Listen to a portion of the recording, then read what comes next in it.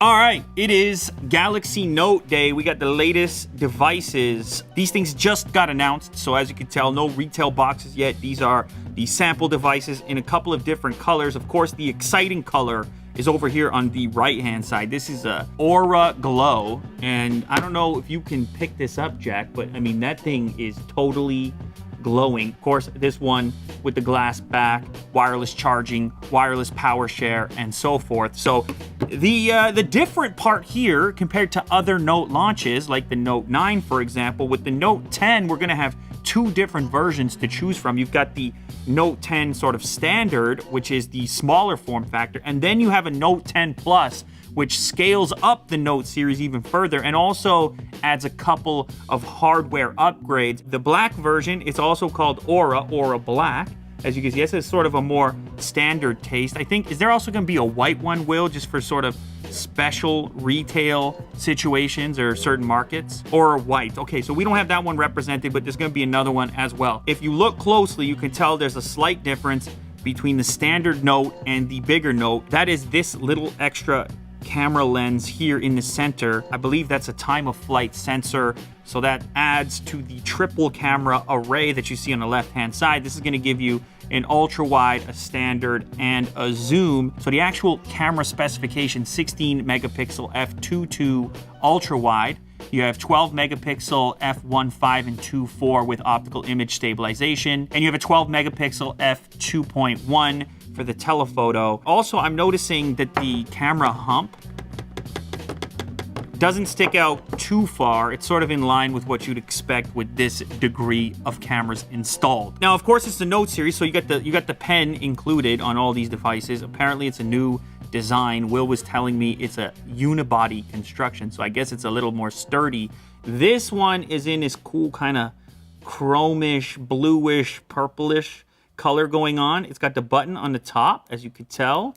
Okay, and it does, I mean, it feels sturdy. This is what I was curious about when the rumors first started circulating that there was going to be two different form factors. I was like, that's kind of strange because the Note series is sort of made its name on being the biggest device. I mean, back in the day when the first Note series launched, people were like, that's crazy, who would ever carry that? They had to come up with crazy words like phablet. You don't hear that anymore, obviously. But now we have two, so it's a bit confusing from that standpoint on like, well, what does the Note really represent?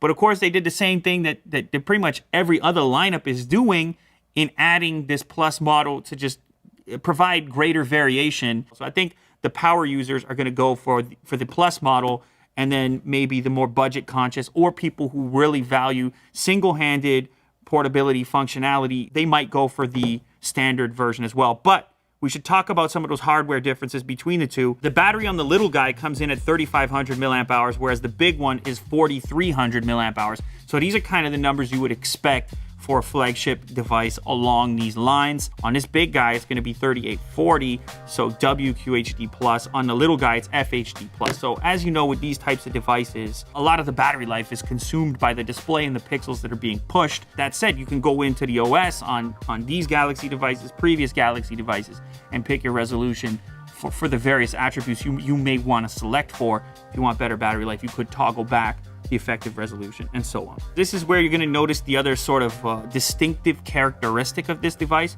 which is what they're calling the Infinity O display. That's this hole punch at the top here. So the hole punch thing started with the previous S series devices, but they put it up to the side. It was in the top right corner, which I didn't mind. I thought, okay, this is an area where you've got some screen real estate to work with that's kind of underutilized to begin with in the top right corner. So I was like, that makes sense to put it up there. I made the argument for it at that time. That said, from a design perspective, it wasn't symmetrical. In this case, the hole punch has gotten smaller. Of course, it's a single camera cutout as opposed to the Plus model of the S series, which was a dual front-facing camera cutout. It's a pretty aggressive screen-to-body ratio. There's a tiny little chin here, tiny little forehead, and bezel around the edges. You have the typical glass screen curvature happening on the sides. But one thing I'm liking straight away is the fact that the bezel is near identical on the sides and top and only ever so slightly thicker on the bottom. So you don't have this effect where you're like noticing the fact that there's a chin on the device. So the devices are now both set up, and this is your first glimpse into the display. I mean, it's kind of what you expect. These are maxed out on brightness right now, and they're actually quite comparable. This one on the left is 6.8 inches, and this is 6.3. Now, having handled them to set them up, I do have to say the little one is super comfy. So it's a bit unfortunate that you have to take a step down from a specification perspective. That said, you step up to the big guy, and there's some advantages here as well. If you're a power user and so forth, you know, you get your YouTube open. I don't know which one more people are going to opt for. Obviously, there's also the cost component. They're both going to be expensive. Not that we expected anything different. So $950 to start on the little guy and $1,100 to start on the big one. Now, to be honest, when I first started talking about these devices, the rumors and leaks started to come out, I was like, this one may break some price barriers. So somehow, even with an $1,100 starting price on a big one, I kind of think I expected it to be a little bit more, which is strange because we're just living in this $1,000 plus smartphone universe right now. Now you can spec this one out. Presumably the 5G version is going to be even more than that, but nonetheless, $1,100, $900. You didn't expect otherwise, obviously. Now I should also mention, considering we're here in Canada, that's where the studio is based, I do have Canadian prices as well for these devices. You have $14.59 for the big guy and $12.59 for the little guy. Now, both of these support 25 watt fast charging, but with the bigger one, you can actually charge up to 45 watts. So it is 45 watt capable, but you will need to buy a separate charger in order to take advantage of that. They do have wireless charging as well and wireless power sharing, so you can tap them together and charge one another. Oh, I almost forgot the other difference. This is an important one. If you are that power user that I referenced earlier, 12 gigs of RAM versus 8 gigs of RAM. Okay, there. Let's do what we usually do. Let's get a quick reference here on the speaker quality. I always test the speakers. It's important to me. Most cash-rich company. Oh, wow. All right. World. So maybe you get like a nice that's I'm happy with that. AKG headphone. And then you don't have to cry. It's got some low end in it, which is typically what I'm looking for. It's firing from multiple locations, so up around the earpiece, and also from the bottom unit. Most of the sound, especially the bass component, out of the bottom one. You don't see a lot of them. They just never took off, really. This is what your black bars look like. But if I go ahead and zoom in, this should give you an idea of how what it looks like when you fill the frame. I mean, it's a small hole punch. It's definitely an improvement on a notch, in my opinion.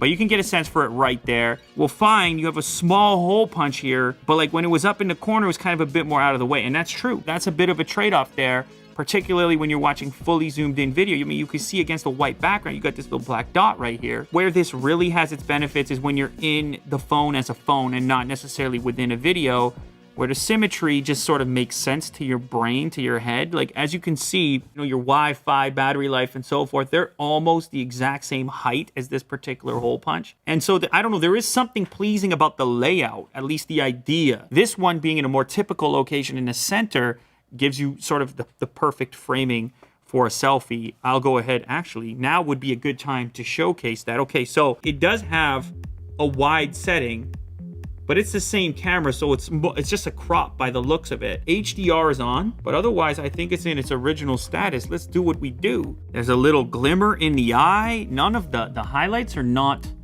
blown out.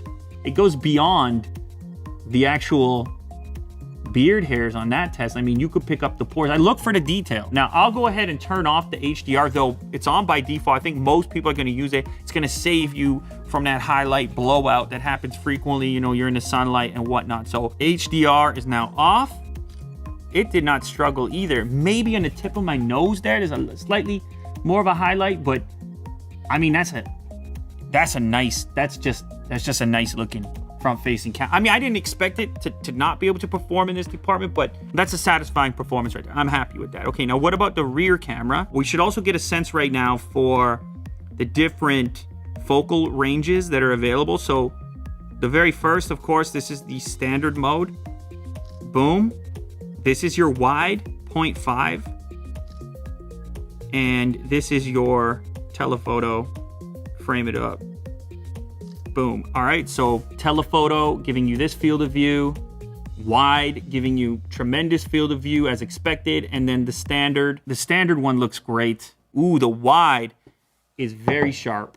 So to put this like in comparison, I think the last smartphone I shot, I noticed that the wide was substantially less sharp, particularly in the center of the frame when compared to the standard focal range or the default camera on the device. That's one area where I've noticed some discrepancy with these multi-camera smartphones. Contrast, saturation, white balance across the different cameras when you switch between them. But as you can tell here, these are all pretty interchangeable. Like they're performing in a similar fashion in those various departments. Of course, you have the pro mode if you want to get crazy, change ISO, change your white balance, autofocus, and whatnot. If you want to do that independently, you could dive in there. There's also a night mode baked in. All right, lights going out real quick. We are effectively pitch black, but the phone is definitely not. I'm telling you, it's pitch black in here. I mean, not to you. You can see the shadows somehow.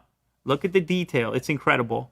In video stabilization here called Super Steady. Let's do just, I don't know, let's just do a quick clip here. I'm gonna move it around. Try to screw it up a little bit. Let's get this. Oh, we lost that little figure. Let's put this lens right here. Wow. He's like a steady cam. I mean, feels pretty steady to me. Super steady. They are right. That is incredibly super steady. I mean, you would probably want to test this running about, jogging about out in public, but here in the studio, it looks pretty promising. Of course, it's also got the ultrasonic fingerprint pulled from the S series, the S lineup, and I mean, it works the same way. 3, 2, it's fast. I like the fact that they didn't go overboard with the animation. And that's another area I should say, like Samsung's come a long way in the skin department from the days of TouchWiz to the One UI. For example, you see how you do the double drag there, and all of a sudden you get this advanced sort of one-handed functionality, hence the One UI. And there you have it. I mean, it's an exciting new phone. I think it's for a particular client, obviously. We know that these represent some of the most premium devices on the market, most importantly from a price perspective. And that's really the whole conversation in the smartphone game these days. I mean, I find myself talking about price so much because you're able to go out there and select.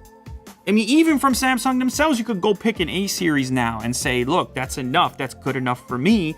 And these at the top end are increasingly becoming luxury devices. So you need to decide, like, is that extra money, am I getting the value out of it? Some of those added features, maybe a slightly bigger battery, maybe 12 gigs of RAM. Do I need 12 gigs of RAM? What am I doing? Am I gaming on the device? So on and so forth. The pen, I mean, what can we say about the pen? I was never a huge pen guy. But that said, every time I daily drove the Note series, I would take it out from time to time, you know, especially for those extended sessions on the phone. There's something about the precision of the pen, which can be addictive, and maybe it could work into your flow somehow. Speaker sounded good, really fast charging. It is what you think it is. It's a very premium device with a premium price tag from Samsung. I think a lot of you guys are going to be impressed with it. I would like to stick my SIM card in it. Unfortunately, I can't just yet because these are sort of pre-release models. I'll probably have a retail version coming very shortly. There you have it. It is the Note 10 and Note 10 Plus for the first time, 2 options in the Note series. There it is. This episode is brought to you by Dbrand. Now, you probably know Dbrand makes skins. What you may not know is that they make cases and screen protectors. The Prism Screen Protector has a unique plug-in applicator that makes it easy to line up. The Grip is a customizable phone case that allows you to change up the look of your device with any Dbrand skin. Right now you can get 20% off site-wide using the code UNBOX. Check them out at the link below.